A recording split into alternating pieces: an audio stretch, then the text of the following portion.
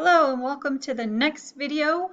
You have successfully done your search in Academic Search Complete, and now we are going to go over some tools that you can use in Academic Search Complete that will help you save and send articles you want to use for your next project. Go ahead and click on the first article in your list. Now that your article is open, you can go ahead and scroll down to the Tools bar on the right-hand side. The first two icons on the list are Google Drive and OneDrive. If you'd like to save your article to one of your drives, just go ahead, click on the icon. It might prompt you to sign into your account, and if you have ad blockers, you might need to change the setting. You will find the article in your drive under a folder entitled EBSCO. Moving down on the list is Add to Folder.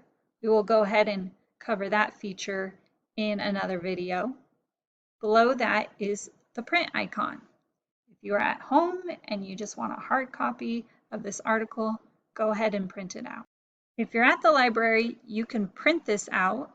It's 9 cents per black and white page. If you don't have a print account, head up to the circulation desk and somebody will be happy to assist you. Under the print icon is the email icon. If you'd like to email yourself the article, go ahead and click that icon. Next down is the save icon. If you click on save, it will save a copy of the article to your computer. The last icon we're going to talk about in this video is the cite icon. When doing a research project or paper, it is really important to cite your resources.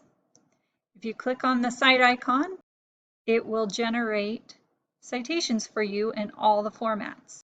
The ones your professor will probably ask you for are the APA 7th edition or the MLA 9th edition. Make sure to always check these citations, as a WCC librarian has estimated that half of them have errors. I hope you'll give some of these tools a try the next time you're doing a research project. As always, if you need any help, please feel free to contact us here at the library via email, phone, chat, or come visit us in person.